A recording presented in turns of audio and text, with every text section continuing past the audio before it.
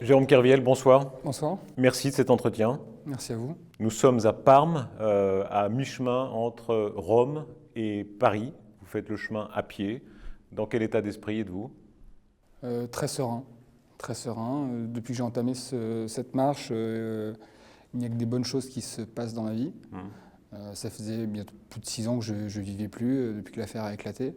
Entre le Jérôme Kerviel qui est là, dans ce lieu un peu de hasard à Parme, vous êtes là, et celui d'il y a 10 ans, trader qui jonglait avec les milliards. Beaucoup de différences. Ah bah ça n'a strictement plus rien à voir. Il y a un 180 degrés qui s'est fait entre les deux personnes. De quel œil vous regardez le Jérôme Kerviel de l'époque? Dans une interview précédente, on m'a posé cette question, j'avais dit je conchis le personnage que j'étais à l'époque. C'est toujours le cas et j'ai envie de dire, s'il y a un terme plus fort qui existe, je l'utiliserai bien. Pourquoi tant de violence? Vous étiez, pour dire les choses brutalement, un petit con, vous étiez quoi? Parce que j'exerçais un métier qui était amoral. Moi, je me suis perdu dans ce métier-là. Je me suis écarté des valeurs que mes parents m'ont inculquées quand j'étais jeune. Voilà, c'est faire du fric pour le fric, et aux dépens de la douleur de certaines personnes, de certaines sociétés. J'ai spéculé sur de nombreuses sociétés, sur certaines dettes. Parce que c'est le système qui est comme ça et on se laisse embarquer dedans. Jérôme Kerviel, vous êtes un acteur et un témoin historique de ce vertige financier qui a vraiment failli jeter le monde dans le gouffre, hein, surtout en 2008. Et c'est pas fini. Et c'est pas fini, ça continue vraiment. Oui, ça continue vraiment. C'est que le danger est le même d'après vous? Plus que jamais. Aujourd'hui, vous avez tout un tas de produits dans le bilan des banques qui sont incontrôlables. Je vous donne un exemple. Aujourd'hui, dans le bilan des banques, vous avez des produits qui se développent, qu'on appelle des dérivés climatiques. C'est des produits financiers qui sont montés sur la température qu'il fera dans 10 ans dans tel ou tel pays. Comment voulez-vous évaluer ce genre de produit? C'est quoi? C'est du casino? Ça reste du casino? Ça reste, ouais, c'est du casino, évidemment. Il y a une partie casino. Parce que, en vrai, quand on se cache derrière des stratégies de trading en disant le modèle fonctionne, il y a toujours un élément que vous n'arriverez jamais à contrôler. C'est un avion, par exemple, un avion qui va se planter dans une tour à New York. Voilà. Alors, c'est un mauvais exemple parce que en général, les catastrophes sont souvent source de gros profits pour les banques. Et c'est en cela que je dis que ce métier est amoral, en partie, parce qu'ils font de l'argent sur le malheur des autres. Expliquez-nous comment ça s'est passé pour vous, parce que ça a valeur d'histoire effectivement. Je crois qu'en 2005, hein, vous commencez à gagner beaucoup d'argent. Vous jouez sur le titre Allianz, c'est un bon exemple. Ouais, typiquement, la première grosse position que je prends et le premier gros gain que je fais pour le compte de la banque, c'est lors des attentats de Londres. Quand la bombe a explosé, j'ai fait un demi-million d'euros sur le titre Allianz pour la banque. Qui baissait. Qui baissait, et donc j'avais préalablement vendu les titres Allianz et je les ai rachetés moins cher quand le marché s'est effondré. Donc là, c'est quoi? C'est le hasard, c'est la chance, c'est le pif? Comment... Moi, j'avais des indicateurs qui m'indiquaient que ce titre-là devait baisser. Mais bon, il y a toujours effectivement une part de chance. Il y a un peu de technique, mais il y a toujours une part de chance dans ce métier-là. À ce moment-là, vos chefs vous disent quoi? Alors moi, j'ai été pris d'un énorme vertige parce qu'en fait, déjà le premier réflexe, c'est de dire yes, j'ai fait de l'argent. Et il se trouve que je me rappelle très bien de cette scène, j'ai tourné la tête, il y avait une télé dans la salle des marchés, j'ai vu les corps qu'on retirait avec du sang partout et j'étais pris d'un malaise, de nausée. Et je suis resté un peu collé à ne plus pouvoir passer des ordres et le marché qui décalait. Et mon chef qui m'engueulait en me disant qu'est-ce que tu fais? Tu es en train de sucrer les fraises, bouge-toi, bouge-toi, bouge-toi, le marché n'attend pas. Les morts à Londres, le titre Allianz qui baisse, et vous gagnez combien? La banque gagne combien? Sur cette opération-là, quasiment un demi-million d'euros. Enfin, plus d'un demi-million d'euros. Hein. Vos chefs vous encouragent. Il y a ces mots, vous rapportez ces mots quand vous dites ma petite gagneuse. Ouais, c'était les rapports. Ça a été crescendo. C'est-à-dire que ce jour-là, typiquement, mes chefs m'ont félicité. J'ai entendu magnifique spiel. Un spiel, c'est une opération spéculative. Mes chefs m'ont dit magnifique spiel de Jérôme. Tout le monde en a parlé. Dans la salle, ça s'est su. Et puis, bon an, mal an, on prend l'habitude aussi de jouer avec des sommes de plus en plus importantes. Alors, vous êtes monté jusqu'à combien de milliards? 50 en 2008. Ça veut dire quoi, pardon, très exactement? Ça veut dire que dans une seule journée? Non, c'est pas sur une seule journée, c'est sur plusieurs jours qu'on monte une position. Ce qu'on appelle monter une position, c'est qu'on achète ou on vend des titres au fur et à mesure du temps que le temps passe, en espérant que le sens de la direction que le marché va prendre est celle qu'on a anticipée et que la banque va gagner de l'argent là-dessus. Est-ce que là, quand même, vous ne vous dites pas vous-même 50 milliards, il y a quelque chose qui ne marche pas? Est-ce que là, vous êtes conscient, est-ce que vous êtes conscient de déraper vous-même? Bah, sur le moment, non. Ouais. Avec le recul, oui. Mais j'étais dans un truc qui était tellement... j'avais perdu pied avec la réalité, il faut le dire les choses comme elles le sont.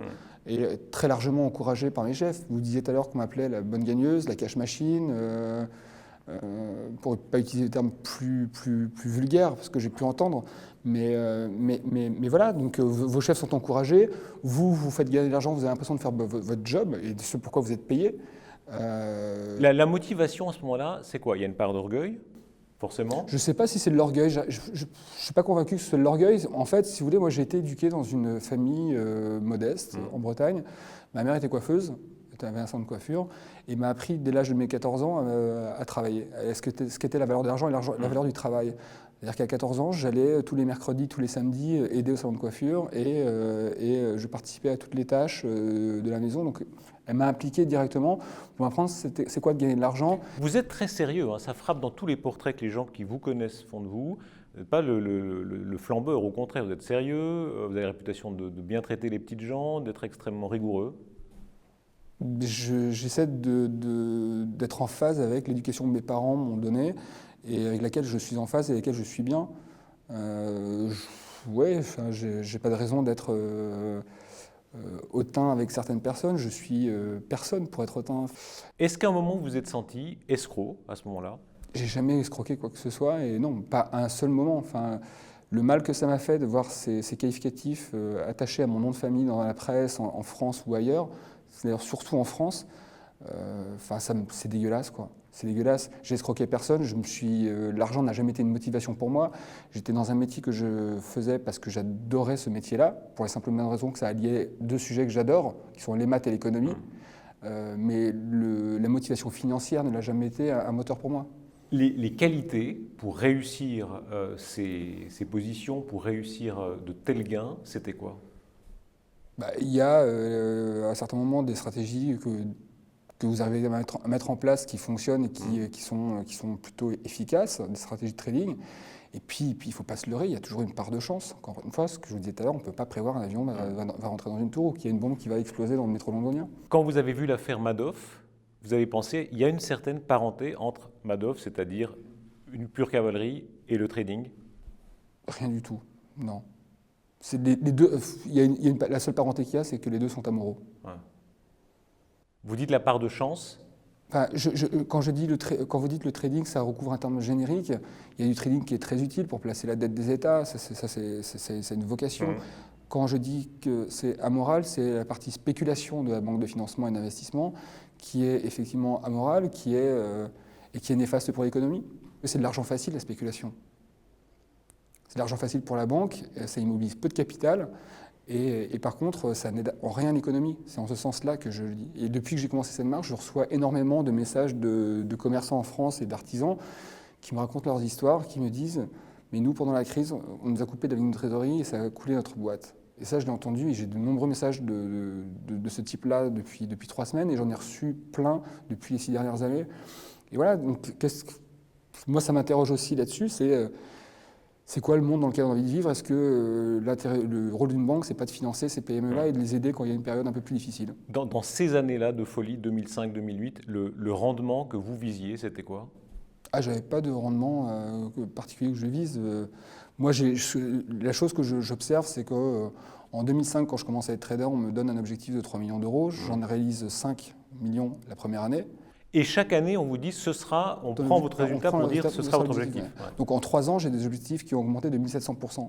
Ça, c'est l'engrenage. Ça, c'est l'engrenage. Bah oui, tout à fait, parce qu'en fait, non seulement, vous prenez de plus en plus l'habitude de prendre des grosses positions, parce que vous courez après la performance, parce que vos chefs vous demandent de courir après la performance.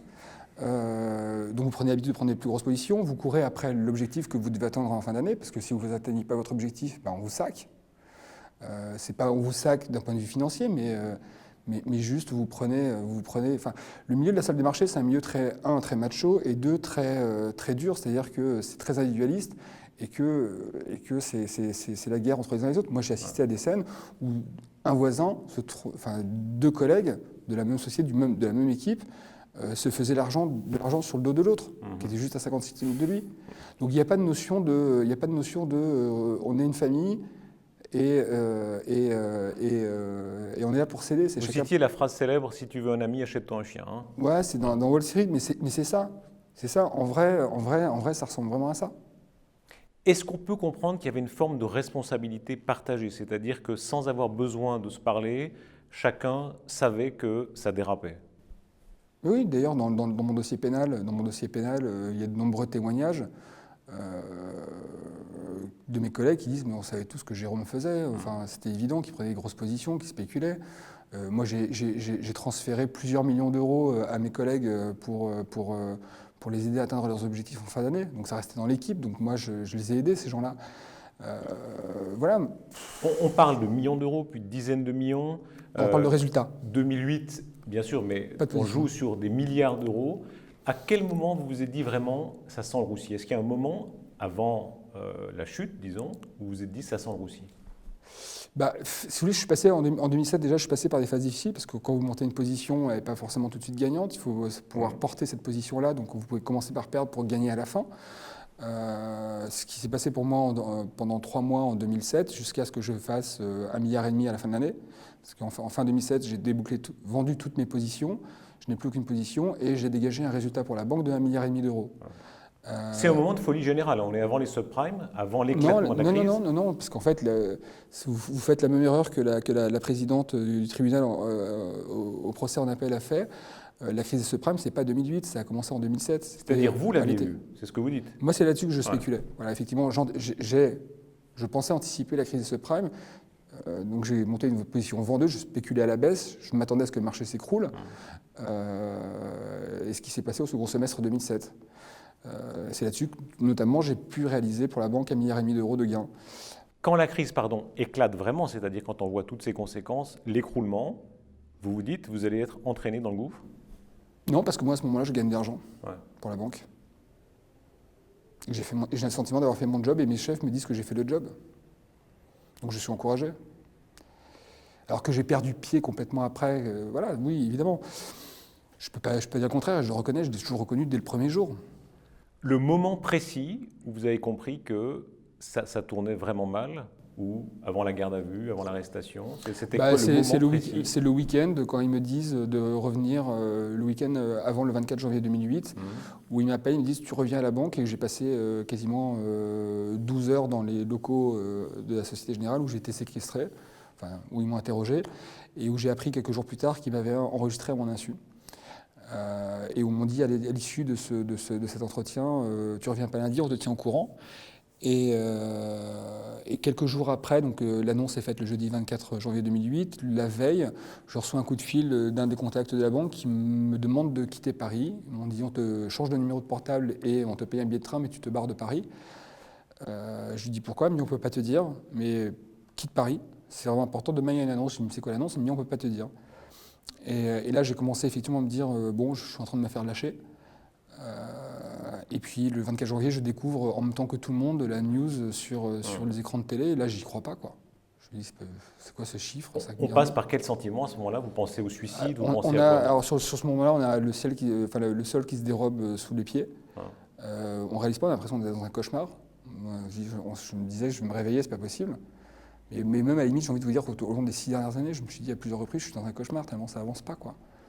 Mais voilà, non, c'est le ciel vous tombe sur la tête, c'est le sol qui se dérobe sous vos pieds, et puis c'est un tourbillon complètement dingue, c'est comme un tsunami sur la figure, quoi. Parce que c'était ultra violent. Vous avez vu d'autres traders qui se sont trouvés dans des positions comparables, c'était des sommes moins importantes, mais notamment le trader de l'UBS à Londres. Vous avez senti une parenté à ce moment-là? Ou chaque cas est particulier? Le seul cas que je vois, c'est qu'à chaque fois, la hiérarchie de ces banques en fait, se défausse sur ses salariés en disant c'est un acte isolé, nous on était au courant de rien.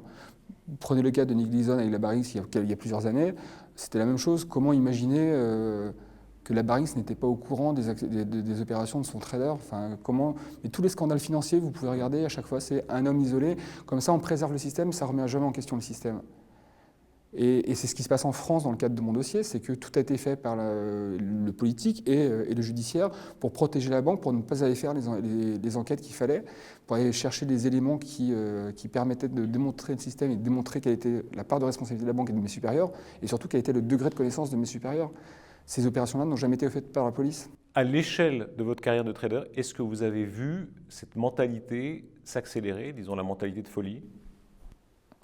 Là, je pense qu'il y a eu une phase 2007, enfin 2008, 2009, 2010 où ça s'est calmé parce que le secteur était sous les feux de la rampe et était très surveillé, avec des promesses de nombreux politiques que on allait réguler, que plus jamais ça se produirait. Et que Maintenant, c'est revenu? C'est complètement revenu, ouais. C'est complètement revenu. Soi-disant, ils devaient encadrer les bonus, c'est reparti comme en l'an 40, et les risques sont pris. Puis il n'y a aucune loi, enfin faites-moi signe si vous avez vu une loi passer depuis 2008. Les banques suisses, elles ont été entraînées aussi dans un certain nombre d'affaires. Vous en parliez à l'époque, elles faisaient partie des banques très offensives? Moi, ça m'arrivait de traiter avec des banques suisses, enfin de négocier des produits avec les banques suisses, à part d'image de, entre guillemets, paradis fiscal, ça s'arrêtait là. Ouais. Enfin, non, les banques suisses n'étaient pas plus agressives que d'autres banques par ailleurs. Les modèles, ni moins d'ailleurs. Les modèles, c'était qui à l'époque? Les modèles pour vous? Disons les modèles pour la banque plus exactement, les modèles qu'on vous donnait. De trading. Ouais. Le modèle absolu, c'est Goldman Sachs. Ouais. Agressivité. Ouais, et puis c'est eux qui font le marché, c'est eux qui mettent le marché où ils veulent, pardon. Goldman, c'est une entreprise qui tient le marché. C'est Goldman qui mène le monde aujourd'hui. L'émulation intellectuelle, le jeu intellectuel, ça comptait? L'émulation intellectuelle, c'est quelque chose qui était effectivement très intéressant, oui, et qui était un moteur aussi. Le fait de se remettre tout le temps en question, de dire ma stratégie ne marche plus, il faut que j'en trouve une autre, de chercher de nouveaux modèles, oui, effectivement, c'est quelque chose qui est intellectuellement très intéressant et qui est un moteur. Comment il faut imaginer votre quotidien là, dans les années 2007? Vous êtes dans la salle des marchés. D'abord, c'est une grande salle, hein, il y a beaucoup de monde. Alors, il y a plusieurs salles des marchés là où je me trouvais. J'étais dans une grande salle jusqu'en début 2007 et après nous avions déménagé faute de place où on était dans une salle beaucoup plus confinée avec une 150 traders à l'intérieur sur un plateau. Donc c'est pas l'image qu'on peut avoir dans certains films où il y a 200, 300, 400 traders sur un plateau, quoi. Vous gagnez beaucoup d'argent pour la banque, vous faites gagner beaucoup d'argent à la banque, vous travaillez énormément, combien d'heures? Alors j'ai pris 3 ou 4 jours de vacances en 2007 et sinon mes horaires, la plage horaire, c'est de 7h le matin jusqu'à minuit, 1h tous les jours. Là, vous êtes dans un état second ou vous êtes encore normal? À l'époque où à ce moment-là, ouais. On est en mode pilotage automatique. Enfin, c'était comme un métronome. J'arrivais, j'avais tous les jours les mêmes gestes et à la fin de la journée, je relevais les compteurs. Enfin, en l'occurrence, c'est plutôt mes chefs qui venaient relever les compteurs. La peur, c'était un moteur, la peur sans arrêt de perdre? Oui, c'était un moteur aussi, ouais. Autant l'excitation du gain que la peur de perdre sont des moteurs, ouais. Ouais, paradoxalement.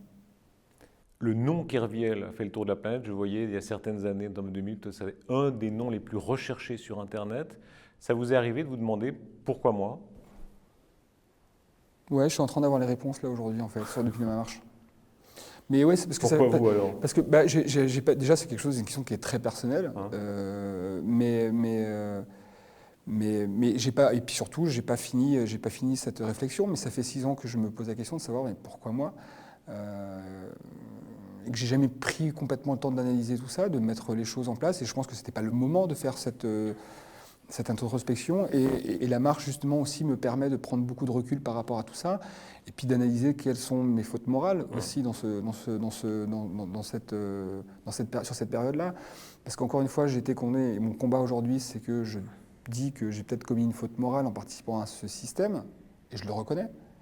Par contre, une faute pénale, clairement pas.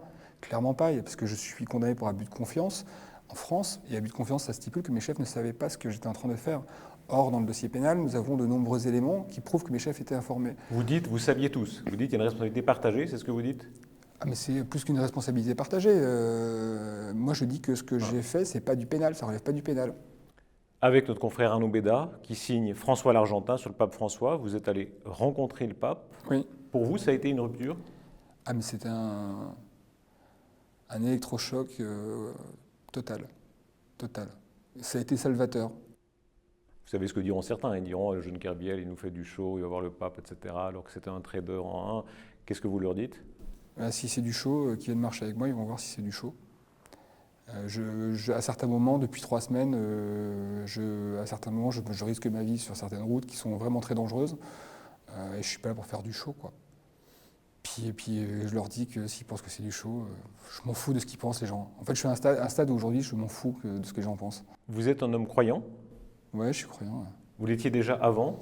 J'ai été baptisé, j'ai été élevé dans une culture catholique, sans être pratiquant. Mais ouais, je suis croyant. Ouais. On comprend avec ce que vous avez fait que vous avez un cerveau très très bien fait. Et en même temps, vous avez l'air normal. On se fait du trader qui joue avec 50 milliards l'image de quelqu'un qui doit être un peu cinglé. Vous avez l'air normal.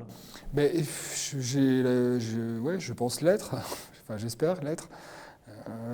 Maintenant, encore une fois, ça arrive, je pense à tout le monde dans une vie de faire des erreurs, j'en ai commis. J'en tire les leçons aujourd'hui. Ce que vous avez fait, quel mot vous mettez dessus? Vous dites c'est une faute, une erreur, c'est quoi? Pour moi, c'est la même chose, faute et erreur. Je ne vois pas bien la différence entre les deux. Je n'ai pas la connaissance suffisamment fine pour savoir s'il y a une différence et une nuance dedans. Si c'était à refaire, qu'est-ce que vous feriez différemment? Je ne pousserais pas les portes d'une salle de marché, ça c'est sûr. Et je ne me perdrais pas dans ce milieu-là. Ça m'a pris ma vie. Enfin, ça m'a pris ma vie pendant 6 ans. Ça m'a pris la santé de ma mère, ça m'a pris la santé de nombreux proches. Voilà, enfin, c'est à l'image de ce que ça fait, à plein de gens au quotidien. Et voilà, moi j'étais acteur de ce système-là. Effectivement, tout à l'heure vous disiez que je suis un témoin de ce système-là. J'étais acteur aussi de ce système-là. Je le regrette. Vous avez 37 ans, vous avez beaucoup vécu à 37 ans. Ces années-là, années-là, la prison, l'épreuve, faute. Vous avez changé beaucoup? Oui, complètement. Enfin, en fait, c'est pas que j'ai changé, c'est que je pense que j'ai changé dans cette période où j'ai eu ce métier de trader et qu'aujourd'hui je reviens aux fondamentaux et à ce que j'étais avant et qui est la vraie personne que je suis. Vous étiez un gamin comment? Aimé et heureux. Et aujourd'hui, je suis un gamin aimé et heureux.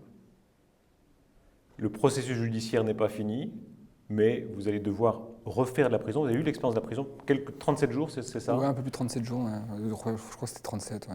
Il y a une peur évidemment d'y retourner. Il y a une possibilité, mais on continue le combat avec mes avocats, David Koubi, Benoît Pruvot. Le fait d'être un homme seul. J'ai plein de soutien, j'ai des gens que ce soit des proches ou des anonymes, et j'en ai de plus en plus. Ce chiffre-là augmente sans cesse. C'est quelque chose qui me permet de tenir depuis 6 ans. Tout à l'heure, vous me posiez la question, est-ce qu'on pense au suicide dans ce genre de situation? Ouais, j'y ai déjà pensé, oui. D'ailleurs, c'est dans ma lettre au Saint-Père.